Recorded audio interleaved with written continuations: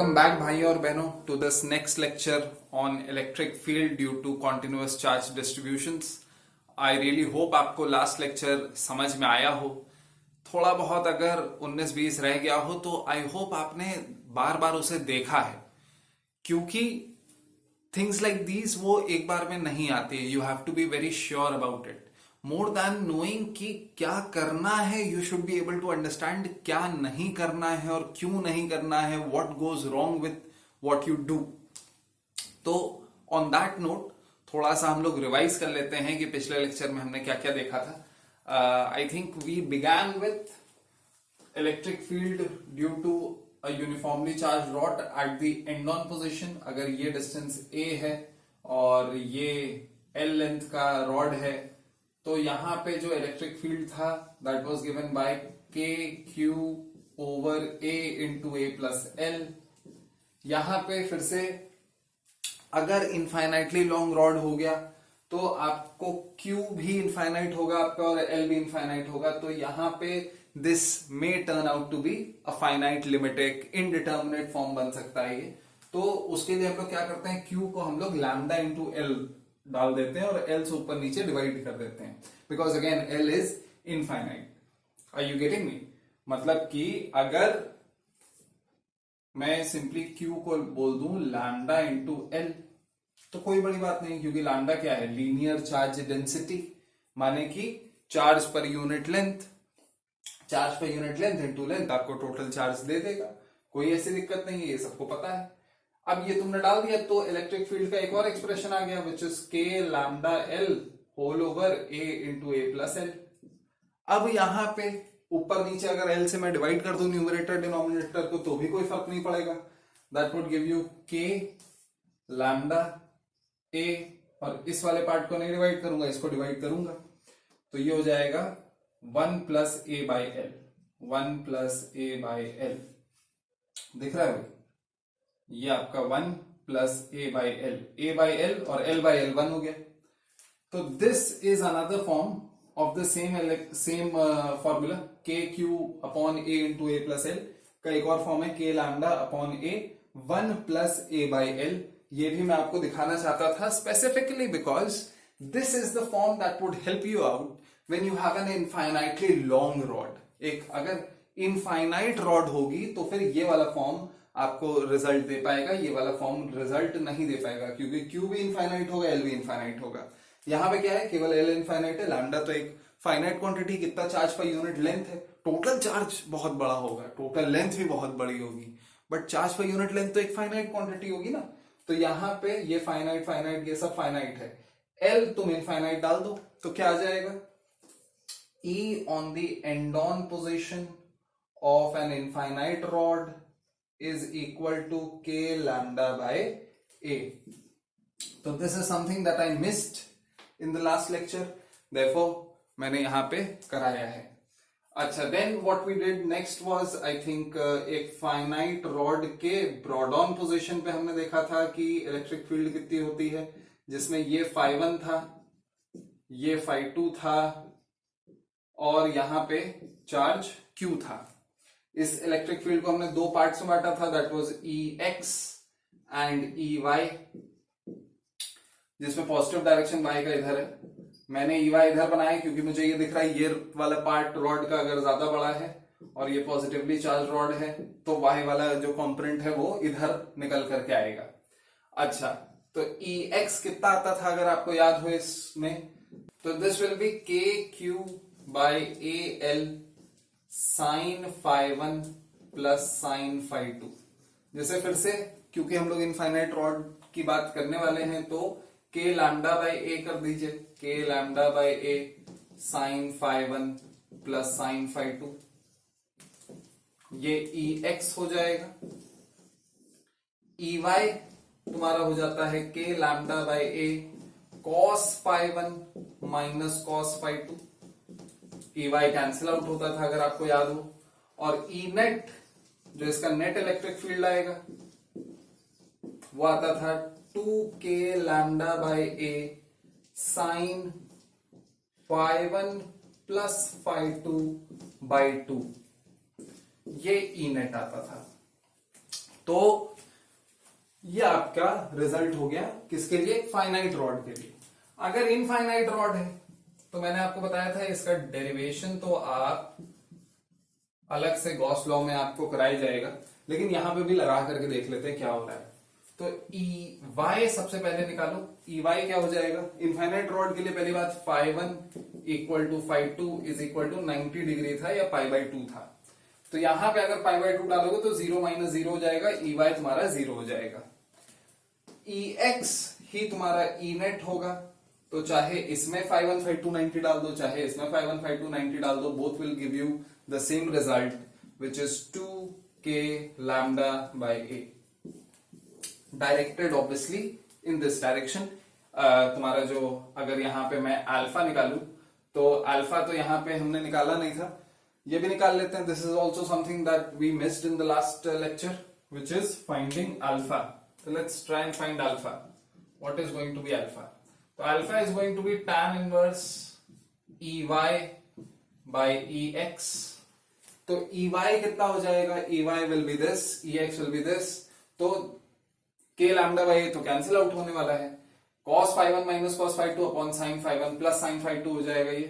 अगर इसे tan के फॉर्म में हम लोग बदलने की कोशिश करें तो cos φ1 minus cos φ2 upon sin φ1 plus sin φ2। तो वैसे तो इन जनरल ऐसे ही छोड़ दोगे तो भी चल जाएगा, पर tan के फॉर्म में भी इसे बदला जा सकता है थोड़े से ट्रिग्नोमेट्रिक मैनिपुलेशंस के साथ। तुम जो है इसे डिवाइड कर सकते हो, आई थिंक cos φ1 से अगर ऊपर नीचे डिवाइड कर दें और फिर sin φ2 से डिवाइड कर दें तो ये tan के फॉर्म में आ सकता है। बाकी फिर इस पे वापस आते हैं जब थोड़ी जगह हो यहाँ पे, ठीक है। तो ये इनफाइनाइट रॉड का केस हो गया, ये तुम्हारा ये फाइनाइट रॉड का end on position, finite rod का broad on position, then infinite rod में broad on position, infinite rod में end on position. Then we also had obviously the ring. Ring में हमने काफी चर्चा करी थी। क्या चर्चा करी थी कि अगर ये A है, ये R है, Q charges uniformly distributed on the ring, तो at a distance of A on the axis of the ring, the electric field used to be KQA upon A square plus R squared raised to the power 3/2, जिसमें हमने ये देख लिया था कि अच्छा ये फॉर्मूला अभी इस लेक्चर में यूज होना है क्योंकि हम लोग अभी डिस्क के बारे में इलेक्ट्रिक फील्ड निकालेंगे। फिर उसके बाद हमने देख लिया था कि सेंटर पर इलेक्ट्रिक फील्ड 0 होती है और इनफाइनाइट अगर when A is very very greater than R तब ये पॉइंट चार्ज की तरह बिहेव करने लगता है, तो electric field simply becomes KQ by A square, और बीच में R/√2 पे मैक्सिमा और मिनिमा आता है। वहां पे इलेक्ट्रिक फील्ड का मैग्नीट्यूड अगर बात करें तो वो मैक्सिमम होता है। तो इतनी चीज हमने रिवाइज कर ली। अभी ये इसमें कुछ अगर आपको एडिशंस करने हैं अपने नोट्स में तो वो ऐड कर लो। इन चीजों के बारे में कुछ डाउट्स थे बच्चों को, तो इस वजह से ये मैंने फिर से करा दिया है कि ये फॉर्म का क्या सिग्निफिकेंस है। यहाँ पे व्हाट इज हैपनिंग φ1 और φ2 मतलब EY 0 क्यों है, तो I think that you realise कि यहाँ पे अगर जितना लंबा इधर रॉड है उतना ही लंबा इधर रॉड होगा तो EY दोनों कैंसिल आउट हो जाएंगे। That's all I heard. और भी कोई डाउट हो तो कमेंट्स में पूछा करो, मुझे पर्सनली मैसेज करके ना पूछा करो, ठीक है। यहां पे ये देखो, यहां पे मुझे एक और डाउट मिला है लोगों से, रिंग, सेमी सर्कुलर रिंग और आर्क ऑफ ए रिंग में कंफ्यूजन को लेकर के। पहली बात, रिंग में फिर से एक बार देख लो कि सेंटर पर इलेक्ट्रिक फील्ड 0 होती है। यहां पर इलेक्ट्रिक फील्ड 0 क्यों होती है, बिकॉज किसी एक जनरल पॉइंट पे क्या हो रहा है, यहां से जितनी इलेक्ट्रिक फील्ड आ रही है, यहां से जितनी इलेक्ट्रिक फील्ड आ रही है, उसका एक कंपोनेंट एक्सियल कंपोनेंट कहलाता है, दूसरा कंपोनेंट रेडियल कंपोनेंट कहलाता है। तो radial components will cancel out, axial components will add up. यहां पे जितना ज्यादा तुम्हारा एंगल ये बड़ा होगा उतना ज्यादा बड़ा कंपोनेंट तुम्हारा रेडियल होगा, जो कि कैंसिल आउट हो रहे हैं। यहां पे अगर तुम देखो वर्सेस यहां पे अगर तुम देखो, तो यहां पे तुम्हारा जो कंपोनेंट है वो ज्यादातर एक्सियल है, रेडियल कम है। जैसे जैसे तुम पास आओगे तो ये एंगल बड़ा होने की वजह से आपका जो रेडियल कंपोनेंट है वो बड़े होते जाएंगे और जो एक्सियल कंपोनेंट है वो छोटे होते जाएंगे। And eventually at the centre the axial components become zero and the whole electric field becomes radial in nature. तो इस इधर का इलेक्ट्रिक फील्ड यहां होगा, इधर का इलेक्ट्रिक फील्ड यहां होगा, दे कंप्लीटली कैंसिल आउट। तो electric field at the centre of a fully charge ring is equal to zero, uniformly charge ring अगर है तो। ये हालांकि इंट्यूटिवली आई होप आपको समझ में आता है ऐसे देखने पर। अगर मैं ये रिंग ऐसे बना दूं,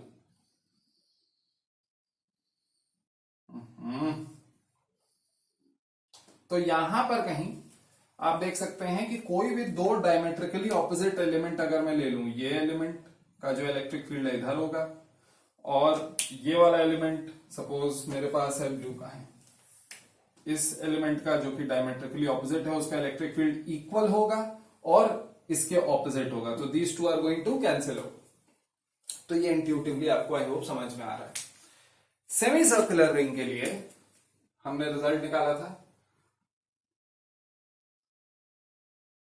यहां पे। ये रिजल्ट कितना था? This was 2k lambda by R.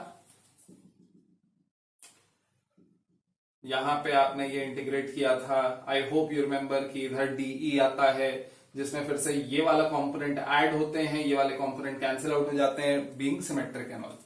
तो इधर इलेक्ट्रिक फील्ड नेट आता था along Y axis which was 2k lambda by R. अब यहां पे बच्चों ने पूछना स्टार्ट किया कि सर जब आर्क ऑफ अ रिंग है तो इसमें यूनिटरी मेथड क्यों नहीं लग रहा है? यहां पे अगर ये थीटा एंगल है तो यहां पे जब हमने इलेक्ट्रिक फील्ड निकाली तो क्या आया? 2k lambda by R sine theta by 2। जबकि यूजुअली क्या होता है कि अगर तुम्हें पता है कि पाई एंगल के लिए इतना आ रहा है कोई क्वांटिटी, तो थीटा एंगल के लिए क्या आएगा? यूनिटरी मेथड लगा दो कि पाई एंगल के लिए इलेक्ट्रिक फील्ड है 2k लैम्डा बाय आर, तो यूनिट एंगल के लिए इलेक्ट्रिक फील्ड है 2k lambda by R into 1 by pi.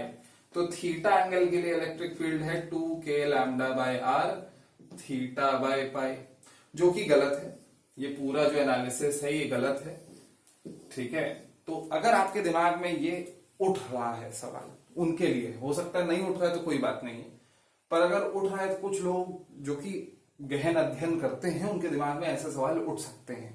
तो उनके लिए मैं बता रहा हूं कि ये चीज क्यों नहीं एप्लीकेबल है, because this is applicable on scalars only और vectors when they behave as scalars, that is when they are all in the same direction. यहां पे क्या हो रहा है? यहां पे ऐसा नहीं है कि सबके सब सेम डायरेक्शन में और सबके सब ऐड हो रहे हैं। यहां पे क्या हो रहा है कि इधर वाला जो सेक्शन है उसका जो इलेक्ट्रिक फील्ड है उसका एक छोटा कंपोनेंट आ रहा है, पर इधर वाला जो सेक्शन है उसका जो इलेक्ट्रिक फील्ड है उसका बड़ा कंपोनेंट आ रहा है जो कि ऐड हो रहा है। ये आप देख सकते हैं। अगर मैं एक सेमी सर्कुलर रिंग बनाऊं तो यहां का जो कंपोनेंट है, ये वाला कंपोनेंट, इसकी इलेक्ट्रिक फील्ड मैंने कहा इज इक्वल टू ये वाले कंपोनेंट की इलेक्ट्रिक फील्ड। इलेक्ट्रिक फील्ड दोनों की इक्वल इन मैग्नीट्यूड है, लेकिन ये इसका ज्यादा बड़ा part along the x axis आ रहा है और छोटा part along the Y axis आ रहा है।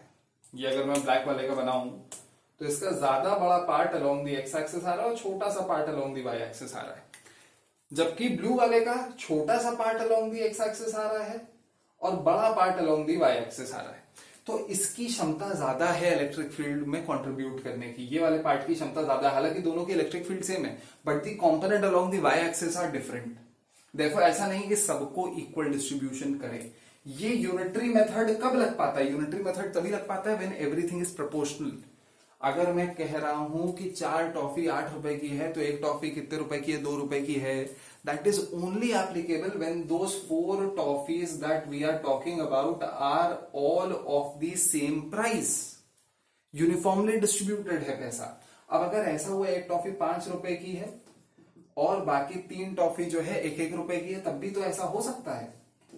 5 into 1 plus 3 1 into 3 5 रुपए की एक टॉफी, बड़ी वाली टॉफी एक टॉफी, 1 रुपए की 3 टॉफी, ये 8 रुपए हो गए।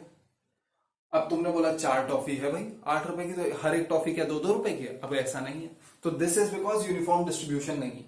तो वैसे ही यहां पे भी है, ये यूनिफॉर्म डिस्ट्रीब्यूशन नहीं है, क्योंकि इसकी इलेक्ट्रिक फील्ड का अलग कंपोनेंट ऐड हो रहा है और इसकी इलेक्ट्रिक फील्ड का अलग कंपोनेंट ऐड हो रहा है, तो they do not have the same contribution to the net electric field, hence this cannot be applied, hence we have a different formula which should also be talked about in detail.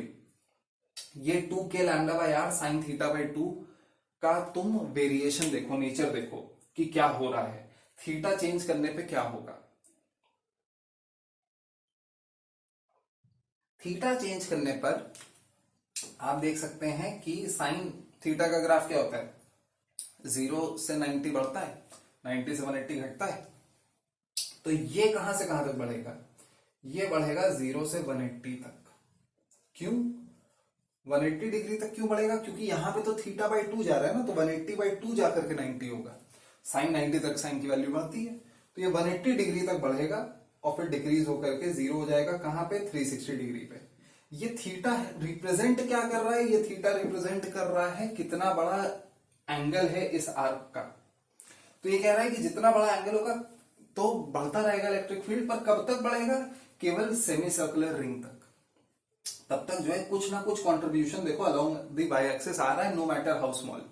ये बात समझ रहे हो, मतलब कि अगर तुमने arc जो है अपनी बढ़ानी स्टार्ट करी, सपोज ये पूरा सर्कल है पर अभी ये पूरा पूरा चार्ज रिंग नहीं है, सपोज यहां चार्ज दिया, यहां चार्ज दिया, यहां चार्ज दिया, तो अभी इलेक्ट्रिक फील्ड बढ़ रही है, यहां दिया, यहां दिया, यहां दिया, यहां दिया, अभी भी बढ़ रही है। सबका जो कंपोनेंट है वो अलोंग वाई एक्सिस है, no matter how small how large, किसी का छोटा है किसी का बड़ा है, और एक्स एक्सिस वाले कंपोनेंट कैंसिल आउट हो गए। पर अब इससे ज्यादा जब बढ़ना स्टार्ट हुई, इससे ज्यादा जब बढ़ना स्टार्ट हुई, जब थीटा इतना बड़ा होने लग गया, ये बात समझ रहे हो, यहां से लेकर यहां तक चार्ज है, तो फिर they actively start cancelling each other out. अब देखो इनका जो वाई है वो इधर आने लग गया, तो कम होने लग जाएगी इलेक्ट्रिक फील्ड। वही देखो ये फॉर्मूला भी बता रहा है, ये क्या कह रहा है कि 180 डिग्री तक बढ़ेगा, फिर उसके बाद इलेक्ट्रिक फील्ड कम होने लग जाएगा, and when you finally reach 360 degree, when you finally complete the whole ring, तो क्या हो जाएगा, 0 हो जाएगा। और चीज तो ये, तो they are all cross connected, and if you enjoy this, if you enjoy the connection, studying the connection between all of them, then you actually are meant for great things। ठीक है, तो ये देखो थोड़ा स्टडी कर लो, फिर उसके बाद अभी नए लेक्चर पे स्टार्ट करते हैं, ठीक है। तो अभी बात कर लेते हैं electric field due to charge disc के बारे में। यूनिफॉर्मली चार्ज डिस्क है अगर अपने पास, और यूनिफॉर्मली चार्ज्ड डिस्क, इसकी वजह से इसके एक्सिस पर अगर मैं इलेक्ट्रिक फील्ड निकालना चाहूं यहां कहीं, तो ऐसे केस में कैसे निकालोगे, कितनी आएगी, उसके ऊपर एनालिसिस करी जाती है भाई। तो देख लेते हैं भाई, आपको पता है कि एक सुपरफिशियल अगर बॉडी है तो वहां पे क्या करते हैं हम लोग, लाइंस बनाते हैं। अगर कोई लीनियर बॉडी होती है तो उसमें पॉइंट्स में बांटते हैं ताकि पॉइंट चार्जेस की इलेक्ट्रिक फील्ड निकालें। ये लॉजिक आपका जो है ऑलरेडी ग्रेविटेशन में या सेंटर ऑफ मास में या रोटेशनल मोशन में यहाँ पे डेवलप होना चाहिए, and all of these go hand in hand. तो वहां पे आपने हो सकता है ये देखा हो, नहीं देखा है तो थोड़ा सा मैं जल्दी से बता दे रहा हूं कि अगर कोई लीनियर बॉडी है, चाहे ऐसे चाहे ऐसे, इसको तुम जो है पॉइंट मासेस या पॉइंट चार्जेस में बांटोगे तो ही निकल पाएगा, तब ही तुम निकाल पाओगे। और बेसिकली क्या है कि हर चीज का पॉइंट मास, अगर पॉइंट चार्ज तुम्हें पता होता है तभी तुम इन जनरल ये सब फील्ड निकाल पाते हो। अगर कोई सुपरफिशियल बॉडी है, सपोज कोई जो है ऐसे शीट है या ये डिस्क है, ठीक है, तो ये जब डिस्क वगैरह है, शीट वगैरह है, तो इसको तुम लाइंस में बांट सकते हो।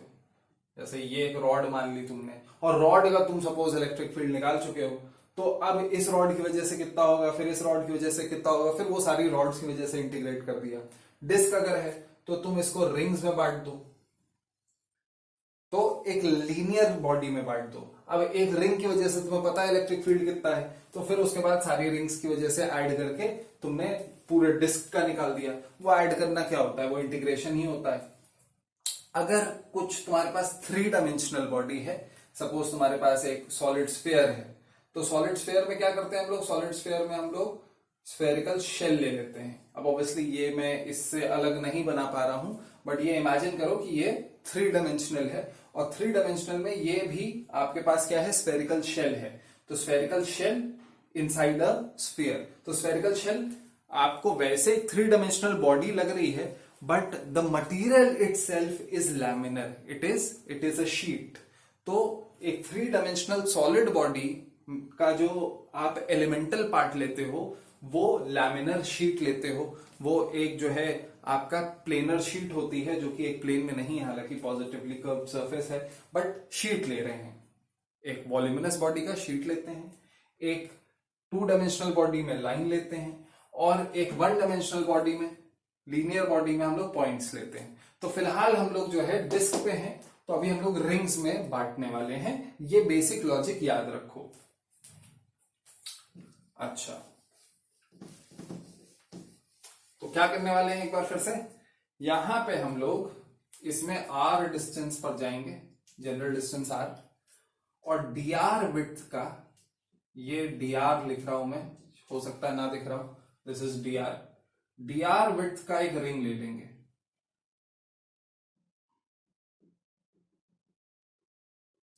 और ये dr विड्थ का जो रिंग है, इसकी वजह से इलेक्ट्रिक फील्ड निकालेंगे। तो अगर आपको याद हो तो डी ई या ई रिंग, पहले मैं लिख देता हूं, ई रिंग हुआ करता था k q a upon a square plus r square raise to the power 3/2, where a used to be this distance, this is ए।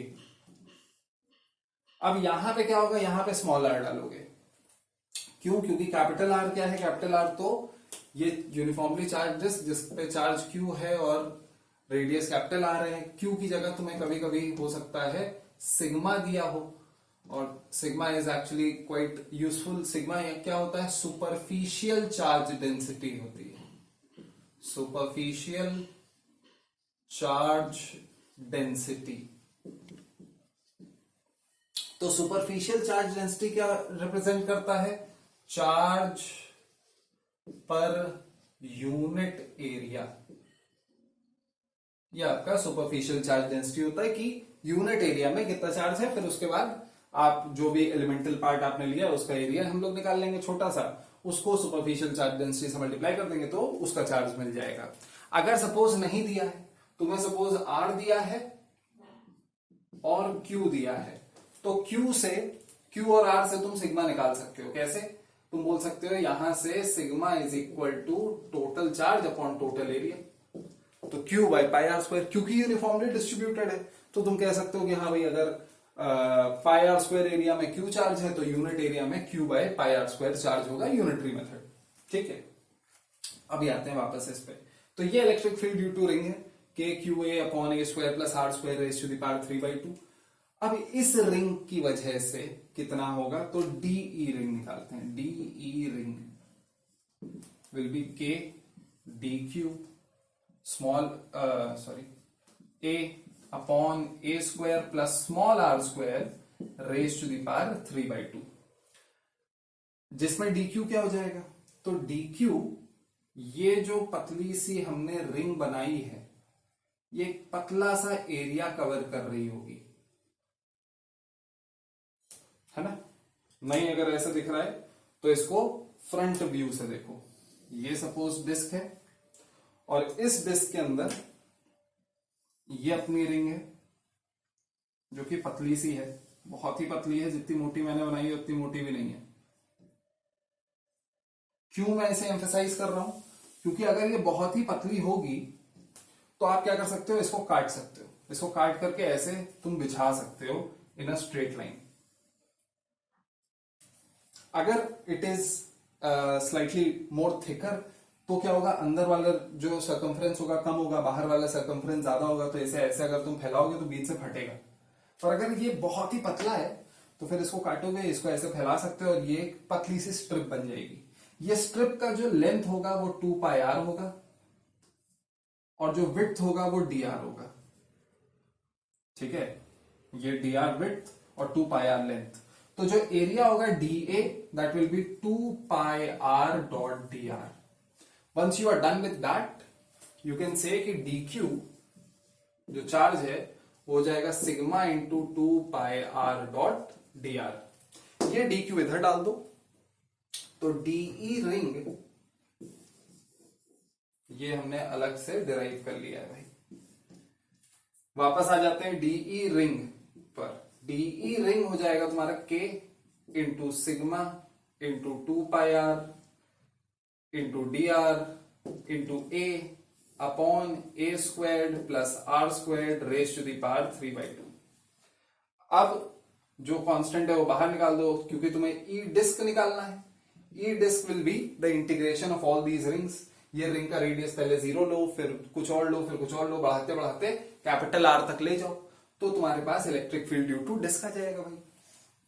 तो ये सिंपली हो जाएगा integration of d E ring. This will be what, यहां पे के sigma into 2πa ये सब बाहर निकाल दो और अंदर क्या बचेगा, अंदर बचेगा r dot d r upon r a square plus r square raise to the power 3/2 where r is the variable which is being integrated। तो r is ranges from 0 to capital R। 0 से capital R जा रहा है कि सबसे जो छोटी ring है वो 0 रेडियस की होगी और सबसे बड़ी रिंग कैपिटल R रेडियस की होगी।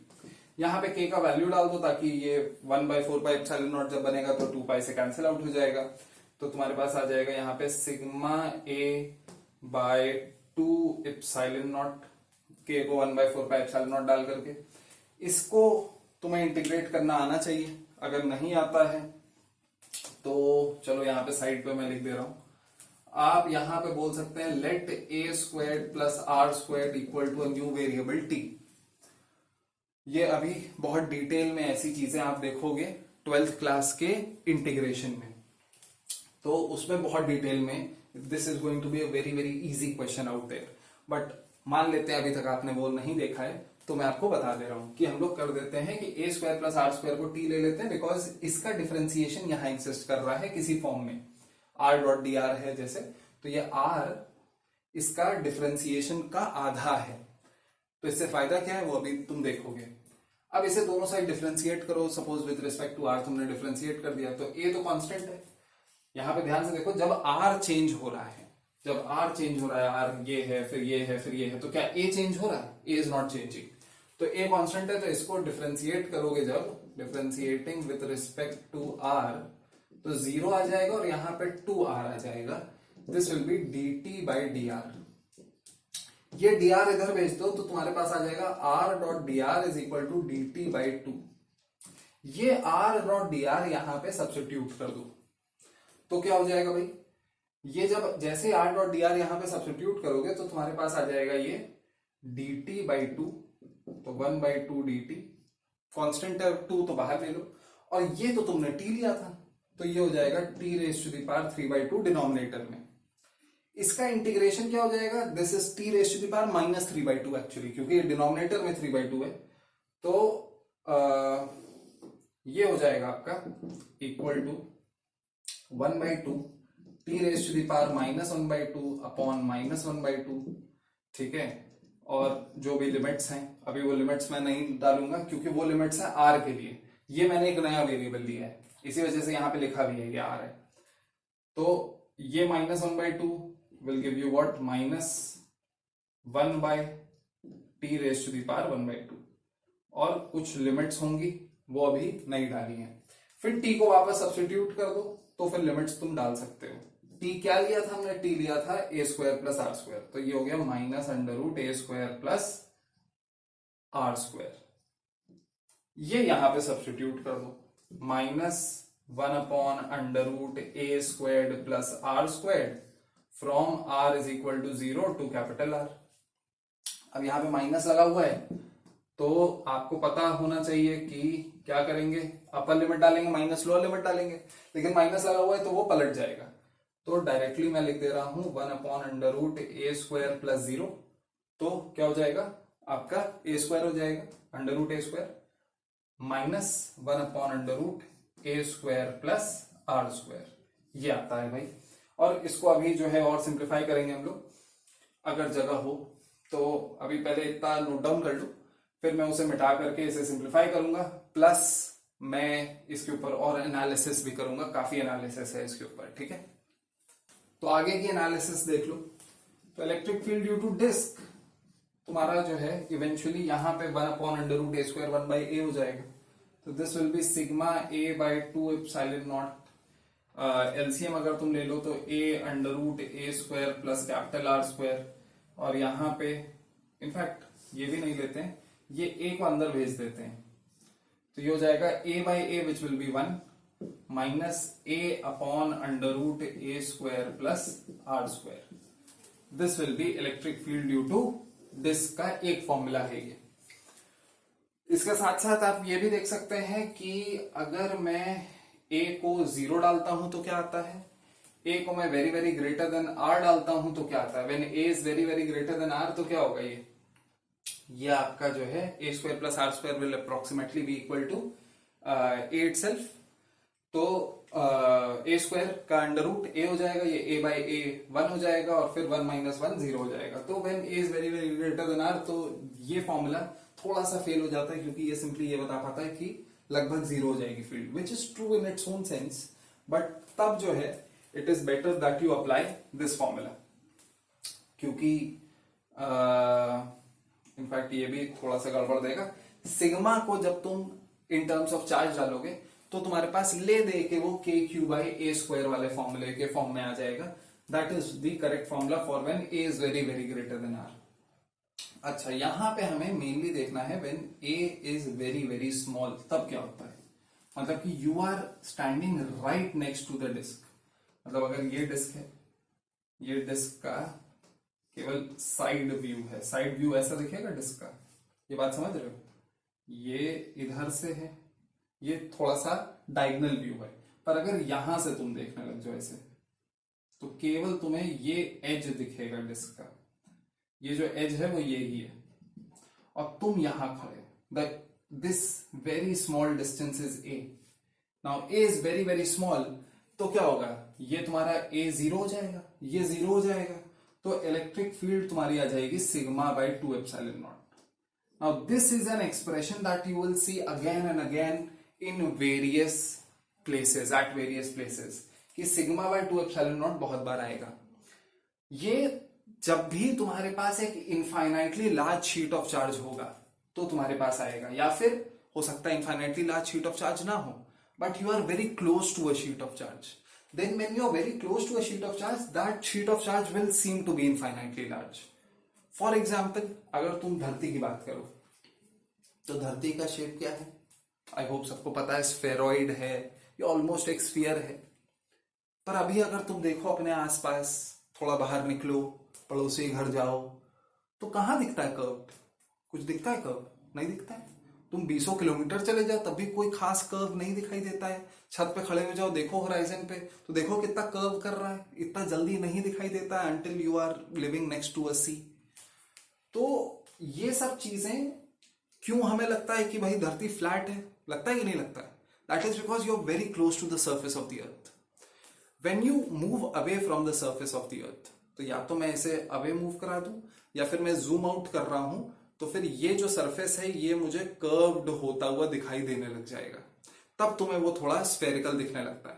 पर जैसे जैसे उसके पास जाते हो तो ये जो कर्व है ये तुम्हें बहुत ही कम पार्ट उस कर्व का दिखाई देता है। सिमिलरली ये अगर बोर्ड है, ये बोर्ड को तुम्हारे पॉइंट ऑफ व्यू से अगर देखें तो एक पर्टिकुलर एंगल है कि हाँ भाई इस एंगल से लेकर के यहां तक, इस एंगल से लेकर के इस एंगल तक तुम्हारा ये बोर्ड है। But as you get closer and closer and closer, suppose मैं यहां से देख रहा हूं तो मेरे लिए इस एंगल से लेकर के इस एंगल तक बोर्ड है, this is a far greater angle. अब इमेजिन करो what would happen if the board would have been infinitely large, extended है उधर तक, नीचे तक, लेफ्ट तक, राइट तक, तो जहां तक तुम देख रहे हो वहां तक बोर्ड है, जहां तक इधर भी देख रहे हो वहां तक बोर्ड है, तो इनफाइनाइटली लार्ज है. But that would be the same situation when you observe it from a point very very close to the board. यहां से कहीं से ऑब्जर्व कर रहे हो तुम, तो बहुत बड़े एंगल तक बोर्ड दिखेगा, बहुत बड़े एंगल तक बोर्ड दिखेगा, बहुत बड़े एंगल तक बोर्ड दिखेगा. यही इमेजिन करो कि एक जर्म के लिए, एक बैक्टीरिया के लिए जो कि यहाँ पे ये बोर्ड कितना बड़ा लगेगा, तो that would B infinitely large. इसी वजह से व्हेनेवर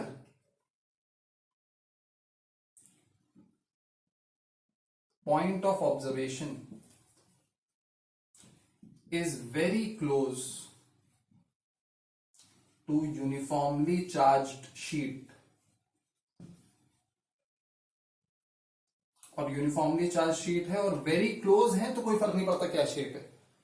फिर ये नहीं फर्क पड़ता कि ऐसा शेप है कि सर्कुलर है कि क्या है. क्यों? क्योंकि जब तुम बहुत पास हो तो तुम्हारे लिए तो वैसे भी हर दिशा में इनफाइनाइटली एक्सटेंड हो रहा है, तो कोई फर्क नहीं पड़ेगा, हम हर बार यही रिजल्ट आएगा. Then electric field is always going to be sigma by 2 epsilon naught. तो ये चीज देख लो भाई. इसका ग्राफ बना लेते हैं. आई होप ये आपने लिख लिया है, ये रिजल्ट भी लिख लिया है, तो ये थोड़ा सा मैं मिटा रहा हूं और इसका ग्राफ बना रहा हूं. ग्राफ इसका कैसा बनता है, इसको अगर तुम ग्राफ प्लॉटर पे डालोगे या इमेजिन करोगे ठीक से, अगर प्रॉपर्ली इमेजिन कर ले गए, तो प्रॉपर्ली इमेजिन करने के लिए तुम्हें ऑब्वियसली एक जगह वेरिएबल चाहिए होगा. वेरिएबल कौन है यहाँ पे? ए है. A is the distance of the point where electric field is found from the centre of the disk. तो इसका ग्राफ जो है कुछ ऐसा बनेगा कि यहां पे सिग्मा बाय 2 एप्सिलॉन नॉट, मैंने आपको बताया ए 0 डालने पे कितना आ रहा है, और फिर उसके बाद डिक्रीज करता है, और यहां पे minus sigma by 2 epsilon not, और फिर उसके बाद डिक्रीज करता है. आप ये कह सकते हो कि सर इसमें तो ए नेगेटिव डालने पे कोई फर्क नहीं पड़ रहा है, या बढ़ रही है इलेक्ट्रिक फील्ड. तो यहाँ पे याद रखो ये मैग्नीट्यूड बता रहा है केवल, तो मैग्नीट्यूड बता रहा है, तो यहाँ पे नेगेटिव डालने पे बढ़ रही है ये सब ना बताना. यहाँ पे मॉड ए है, ठीक है. फिर उसके बाद फॉर्मूला लगाना, और ये भी मैग्नीट्यूड है तो नेगेटिव भी नहीं बताएगा ये. तो ये सब तुम्हें खुद सोचना पड़ेगा. अच्छा, तो आई होप ये क्लियर है, और नहीं क्लियर है तो पूछो, डाउट्स पूछो कमेंट्स में. ओके, तो इतनी बात हो गई भाई. और क्या बता सकते हैं इसमें? आई डोंट सपोज और कुछ है, इतना लिख लो भाई. यार ये मैं दिखाई देता हूँ यार और डिटेल में, नहीं तो मुझे पता है बहुत डाउट्स आने वाले हैं मेरे पास. तो देख लो कैसे कह सकता हूं मैं, यहाँ पे मॉड है. दैट इज बिकॉज अगर तुम देखो कहां से आया है ये, तो यहाँ पे क्या था, electric field due to disc was sigma by 2 epsilon naught. एक दो स्टेप पहले ये था 1 upon under root a square minus 1 upon under root a square plus r square. तो अंडर रूट ए स्क्वायर हमेशा मॉड ए होता है, ये पता होना चाहिए.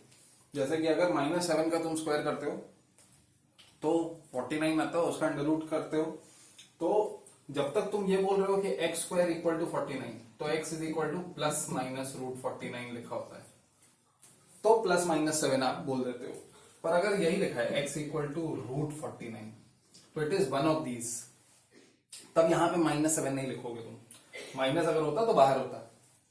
तो वही चीज यहां पे भी है, यहां पे तो केवल प्लस आया है ना, तो ये जो है केवल +7 देगा. अगर यहाँ पे -7 भी क्या होगा तो भी +7 देगा, और +7 क्या होगा तो +7 देगा ही. तो this is actually sigma by 2 epsilon naught 1 by mod a minus 1 upon under root a square plus r square. क्यों इस पे एम्फेसाइज कर रहे हैं? क्योंकि अगर तुम यहाँ पे मॉड नहीं लगाते हो, तो अगर नेगेटिव तुम ए डाल दोगे यहाँ पे तो कोई फर्क नहीं पड़ेगा, ये सब तो कॉन्स्टेंट ही है, ये 1 ही है. यहाँ पे नेगेटिव डाल दोगे तो ये नेगेटिव नेगेटिव पॉजिटिव हो जाएगा. ये इनफैक्ट तुम अगर ग्राफ प्लॉटर में डालोगे तो यहाँ पे ये बढ़ता हुआ दिखाई देगा, विच इज ऑब्वियसली इनकरेक्ट. जैसा डिस्क के आगे होगा फील्ड वैसा ही पीछे होगा, बस डायरेक्शन ऑपोजिट होगा.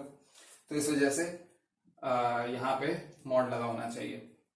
दूसरी बात कि आपका ये मैग्नीट्यूड है ऑब्वियसली इलेक्ट्रिक फील्ड का, तो अगर सिर्फ मॉड लगाते हो तो फिर ग्राफ कुछ ऐसा आने लग जाएगा। अगर सिर्फ मॉड लगाते हो तो फिर मैं कैसे कह सकता हूं कि ऐसा आएगा, क्योंकि ये तो केवल मैग्नीट्यूड है, डायरेक्शन पे रिप्रेजेंट से पे डिपेंड करता है कि पॉजिटिव होगा कि नेगेटिव होगा।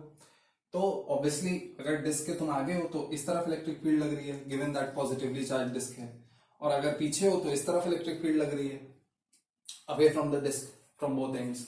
तो ये तो नेगेटिव डायरेक्शन हो गया ना, ग्राफ में मैंने आपको बताया था, तो ये नेगेटिव हो जाएगी electric field.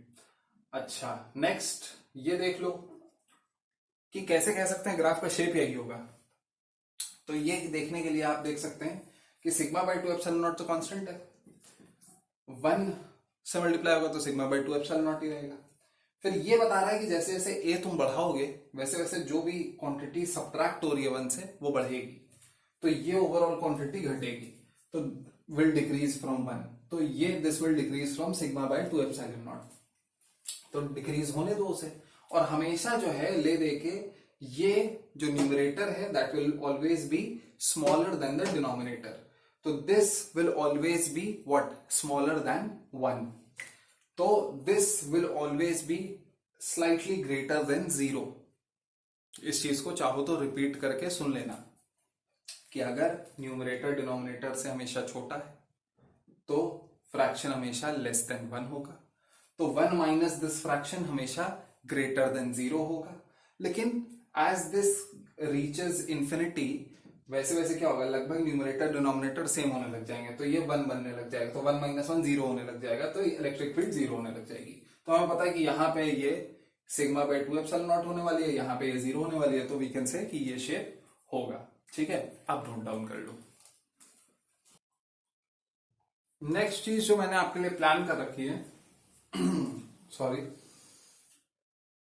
That is the electric field due to uniformly charged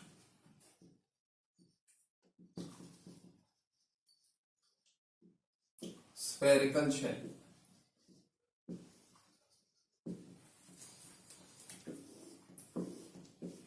अब यूनिफॉर्मली चार्ज स्फेरिकल शेल है अपने पास, और इसकी इलेक्ट्रिक फील्ड रेयरली तुम्हें दिखेगी इंटीग्रेशन से डिराइव करी हुई। यूजुअली हम लोग गॉस लॉ से ही इसे डिराइव करते हैं और वही ज्यादा सही है। ये जो है इंटीग्रेशन से इसे डिराइव करना बहुत ज्यादा हैसल है इसमें, और बहुत ज्यादा आपको कोई पर्सपेक्टिव भी नहीं देता है। लेकिन फिर भी कुछ लोगों को खुजली होती है, जैसे हमें थी कि नहीं हम इंटीग्रेशन से डिराइव करके रहेंगे। तो when I was a student तो मैंने करा ही करा था, तो जिनको वो देखना है वो जल्दी से देख ले, मतलब मैं तो आराम से करूंगा, तुम्हें जल्दी जल्दी दिखेगा। जिनको नहीं देखना है वो गाना सुने, ठीक है। तो कुछ ऐसा है।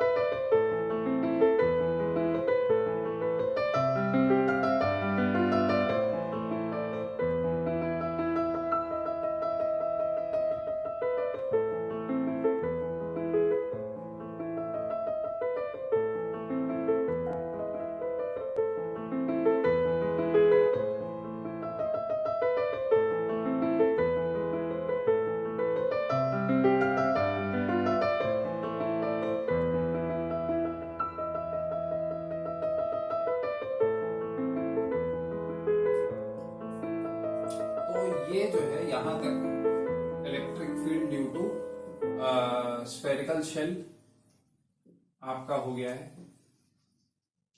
इसको मैं फिर से लिख दे रहा हूं, that is K pi R sigma upon x squared, और अंदर यहां पे अगर एलसीएम ले लें हम लोग तो आ जाएगा x squared plus r squared minus 2xr cos theta minus x squared minus r squared upon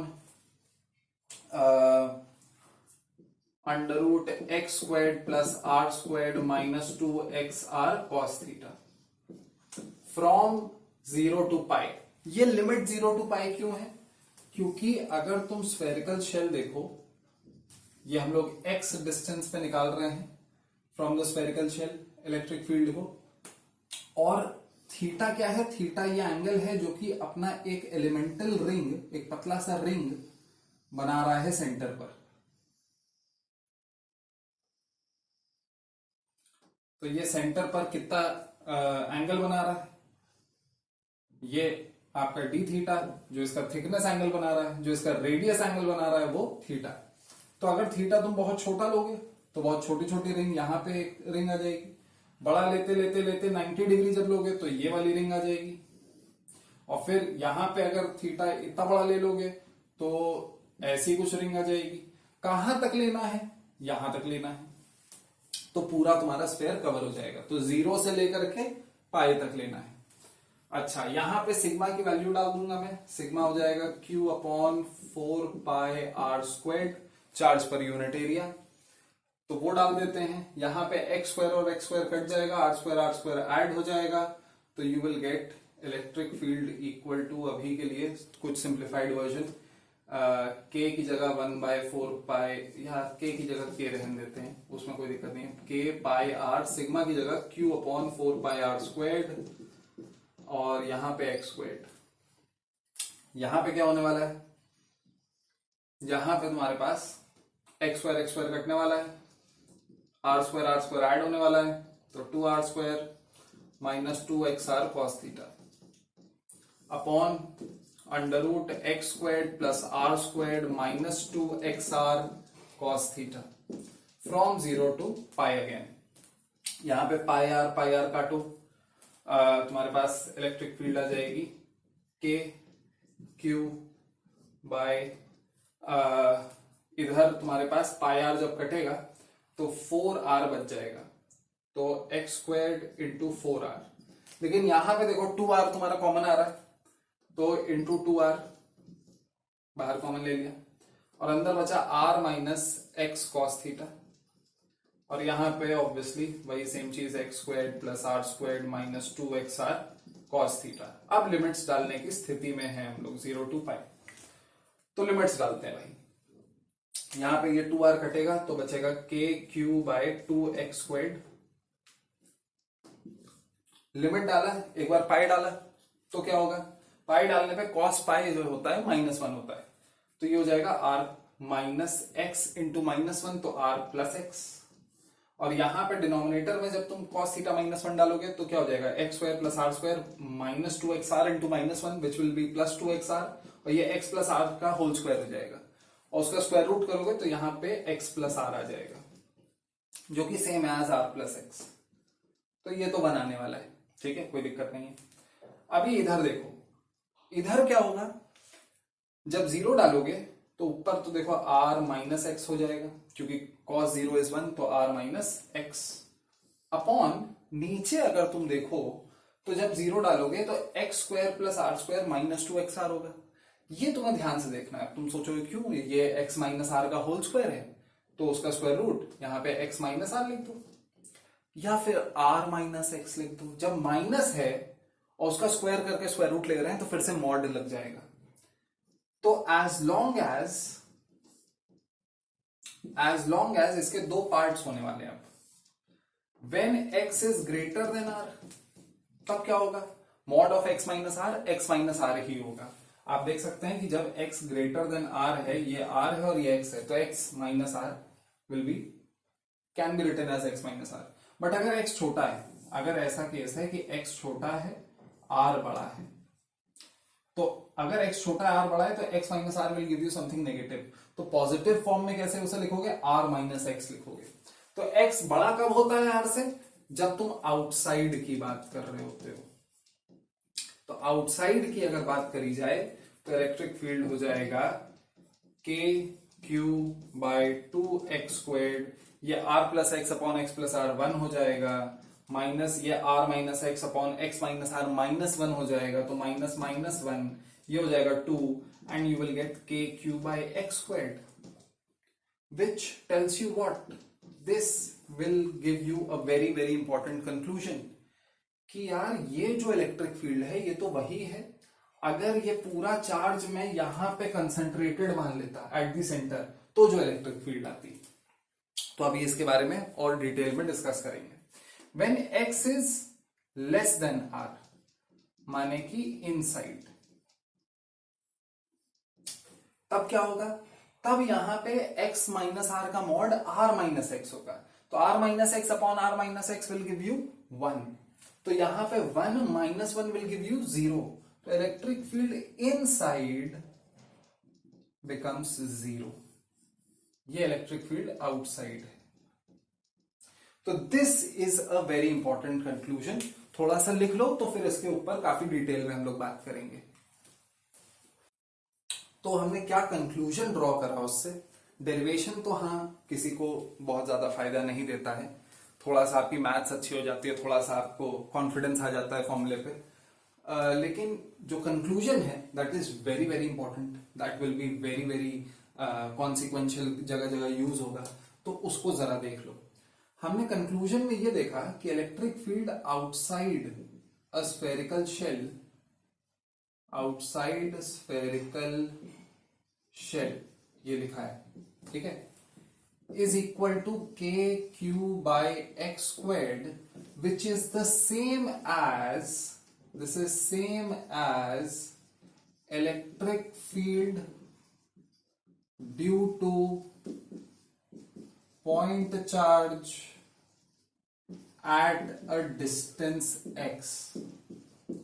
इसका मतलब समझ रहे हैं, इसका मतलब है कि अगर एक स्फेरिकल डिस्ट्रीब्यूशन है तुम्हारे पास ऐसे, और उसके सेंटर से तुम x डिस्टेंस पे हो, given that x is greater than r, मतलब कि तुम बाहर हो, तो इस यूनिफॉर्म डिस्ट्रीब्यूशन की वजह से जो इलेक्ट्रिक फील्ड आएगी वो तुम्हें अब इंटीग्रेट वगैरह करने की जरूरत नहीं, तुम पूरे इस चार्ज को मान सकते हो कंसंट्रेटेड एट सेंटर, ये भी हमने इंटीग्रेशन से डिराइव कर लिया, और यहां पे फिर इलेक्ट्रिक फील्ड निकाल सकते हो, किससे, इस पॉइंट चार्ज की वजह से जो इलेक्ट्रिक फील्ड होती है। तो पॉइंट चार्ज की कितनी होती थी, के क्यू अपॉन डिस्टेंस स्क्वायर्ड, तो यहां पे जो इलेक्ट्रिक फील्ड आती है दैट इज सिंपली के क्यू अपॉन डिस्टेंस का स्क्वायर।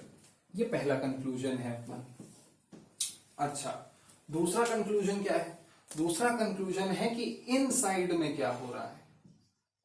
इनसाइड में जो इलेक्ट्रिक फील्ड है, inside the uniformly charge spherical shell, that turns out to be 0, माने कि ये जो डिस्ट्रीब्यूशन है अपने पास,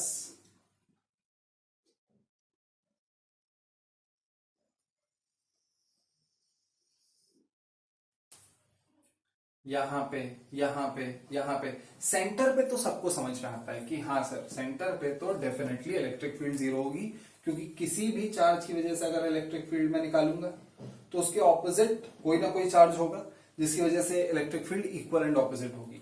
बट मैं कह रहा हूं नहीं, सिर्फ सेंटर पे नहीं, at any point as long as you are inside the spherical shell electric field 0 आ रही है। तो ऐसा क्यों है, तो एक एग्जाम्पल लेते हैं, ठीक है, क्यों है तो डेरिवेशन देख लिया आपने, पर इंट्यूटिवली देखो कि ऐसा क्यों हो रहा है।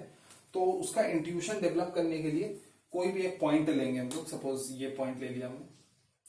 अब ये पॉइंट में क्या होगा कि इस पॉइंट से पासिंग एक कॉर्ड बनाओ या एक प्लेन काटो which is going to be perpendicular to the radial line. वो क्यों काट रहे हैं अभी मैं बता रहा हूं।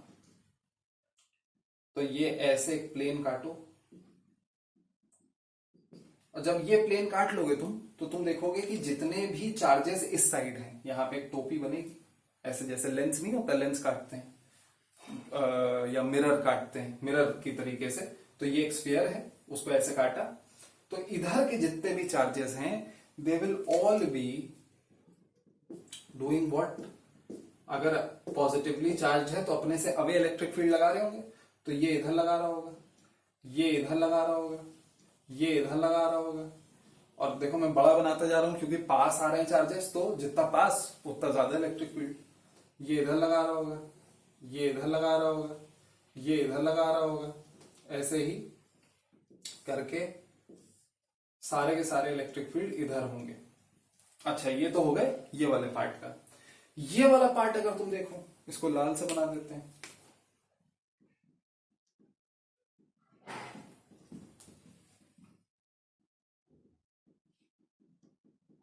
तो यहां पे देखो अगर, तो ब्लू वाले पार्ट से दो मेजर डिफरेंसेस हैं।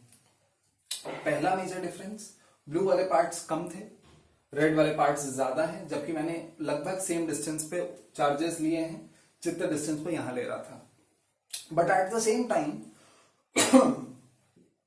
इनके डिस्टेंसेस सबके ज्यादा हैं इन सबसे।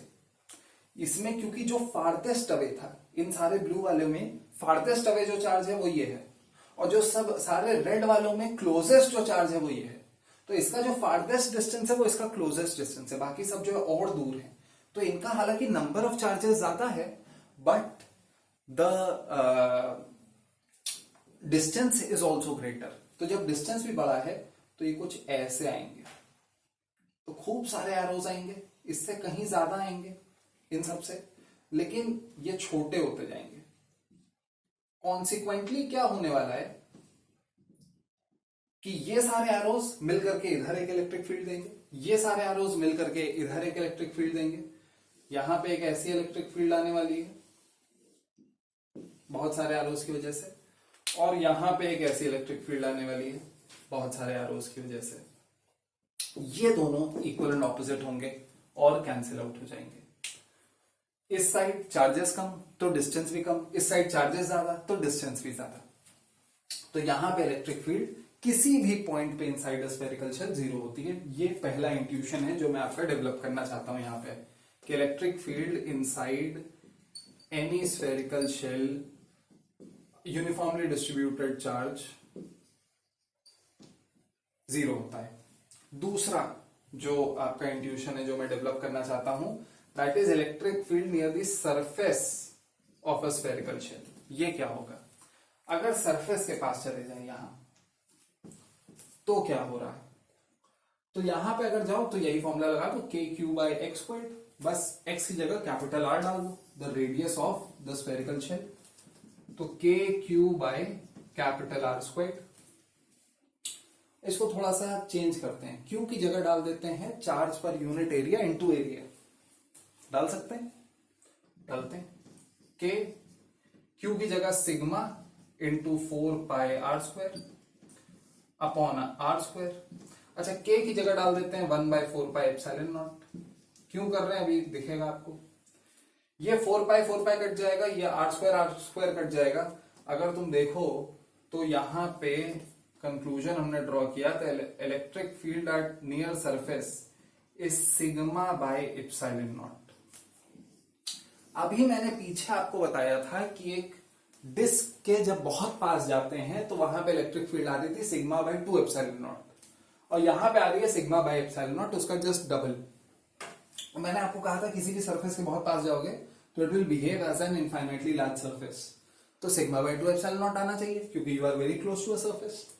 तो अभी सिग्मा बाय 2 एप्सिलॉन नॉट का डबल क्यों आ रहा है, इस चीज को ध्यान से सुनो।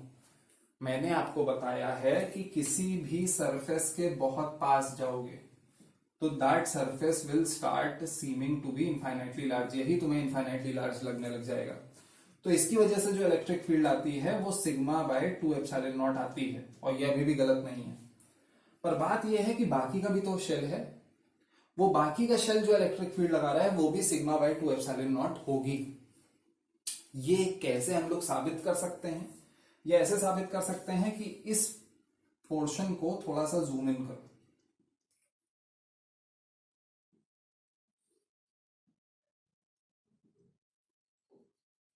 ये इसको मैंने जूम इन करा है, एक ये रीजन है, एक ये रीजन है। दोनों रीजन पर ध्यान से इसे देख लो। ये जो शीट है, केवल अगर इतना रीजन हम लोग देखें, ये शीट एक इनफाइनाइटली लार्ज शीट की तरह बिहेव करेगा because both these points are very close to this sheet. तो ये एक बोल देते हैं, ये एक शीट है, इस पार्ट को हम लोग एक शीट बोल दे रहे हैं और इस पार्ट को हम लोग रिमेनिंग पोर्शन बोल दे रहे हैं। तो कहीं पे भी इलेक्ट्रिक फील्ड हम लोग बोल सकते हैं दो वजहों से आ रही है, दो जगहों से आ रही है, एक शीट की वजह से और एक रिमेनिंग पोर्शन की वजह से। तो एक electric field due to sheet है और एक electric field due to remaining region है। ऐसे ही यहां पे होगा, यहां पे electric field due to sheet इस डायरेक्शन में होगी और electric field due to remaining region इसी डायरेक्शन में होगा। क्योंकि अगर आप ध्यान से देखें, ये इनफैक्ट थोड़ा सा मैं मिटा देता हूं तो फिर ज्यादा अच्छे से दिखेगा। ये तो मैं आपको बता चुका हूं, थोड़ा सा चाहे तो लिख भी लो।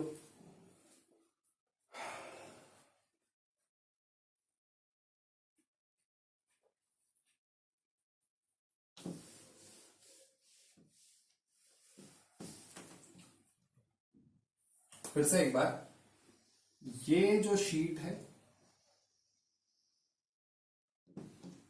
इसकी वजह से इलेक्ट्रिक फील्ड आएगी यहां पे इस तरफ और यहां पे इस तरफ। This is a point just outside the sheet, this is a point just inside the sheet. But क्योंकि ये डिस्टेंस बहुत छोटा है इस पूरे के रिस्पेक्ट में, इसके लिए जो पॉइंट ये है वही पॉइंट ये है, बहुत ज्यादा डिफरेंस नहीं है। तो ड्यू टू रिमेनिंग अगर इधर आ रही है यहां पे तो इधर ही आएगी यहां पे भी। ध्यान से देख लो भाई,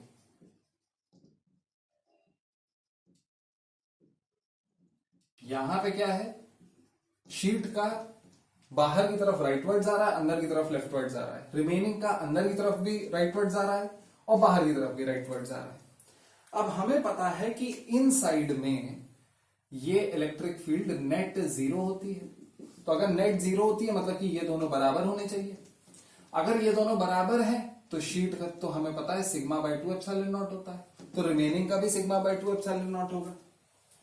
तो अब यहां पे वो ऐड कर दो, ये हो गया सिग्मा बाय 2 एप्सिलॉन नॉट और ये भी हो गया सिग्मा बाय 2 एप्सिलॉन नॉट। तो ई नेट क्या हो जाएगा, अब ई नेट हो जाएगा sigma by epsilon naught. That is the reason why यहां पे electric field at the surface of a spherical shell sigma by epsilon naught आ रहा है rather than sigma by 2 epsilon naught. Sigma by 2 epsilon naught ये इतना part of the sheet लगा रहा है और बाकी का जो रिमेनिंग शेल है वो भी कुछ लगा रहा है, वो भी उतना ही लगा रहा है sigma by 2 epsilon naught. Both of these being added give you sigma by epsilon naught. तो ये तुम्हारा पूरा 3 कंक्लूजन है जो कि हम लोग ड्रॉ करते हैं फ्रॉम द स्फेरिकल शेल। यहाँ पे 2 ही लिखे, एक यहाँ पे था जो कि मिटा दिया था मैंने।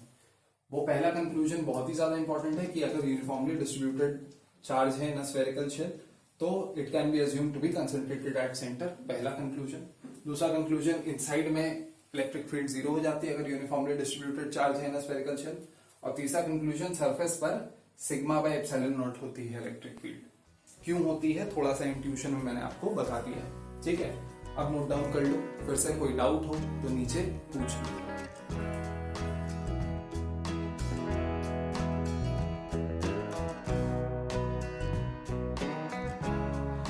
तो आई होप आपको ये वीडियो पसंद आया होगा। आप मेरे और कुछ वीडियोस देखने के लिए यहाँ क्लिक कर सकते हैं और अगर सब्सक्राइब नहीं किया है तो सब्सक्राइब करो। और अगर आपने ये वीडियो 2 लोगों के साथ शेयर किया तो आप जीत सकते हैं कुछ भी नहीं, फ्री वीडियो में क्या जान लोगे बच्चे की।